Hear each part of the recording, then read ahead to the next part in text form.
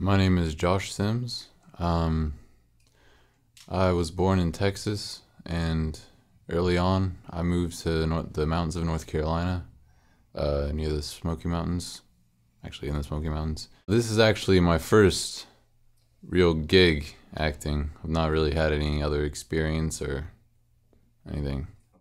I play Professor Lightfoot, Charlie's grandfather. Charlie's relationship with his grandfather, it's like he really does respect him, and he's a little bit annoyed by like everything that his grandfather's like subconsciously trying to thrust upon him. A lot more people than your cousin have already died. And many, many more are going to die as long as Bethany Sloan is alive. Bethany's relationship with the grandfather, Professor Lightfoot, is more trusting because he seems more warm-hearted. He seems more knowing of everything that's going around, but she's still cautious. She's not.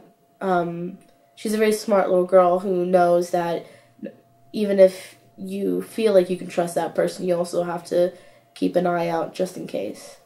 I think Bethany trusts Professor Lightfoot to an extent, enough to stay with him and ask him questions and believe what he says, such as like the monsters, which monsters are good, which monsters are bad, if she's actually safe in the graveyard or not.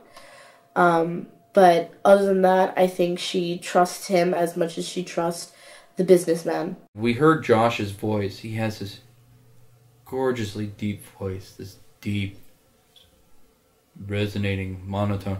I actually wrote a whole scene just so he can have this nice, deep monologue so I can use that voice more. It was absolutely gorgeous to listen to. When the Allfather broke the surface of the water, he did so with his eyes closed, for he had never seen the sun before, and it would have blinded him.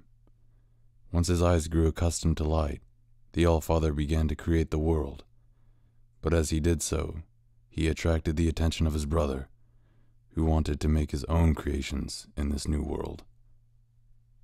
The brother asked the Allfather how he had left the water, if the Allfather had his eyes open or closed. The Allfather knew his brother would create evil in this new world he was making, so he lied. I was intrigued, first of all, by like a horror thing.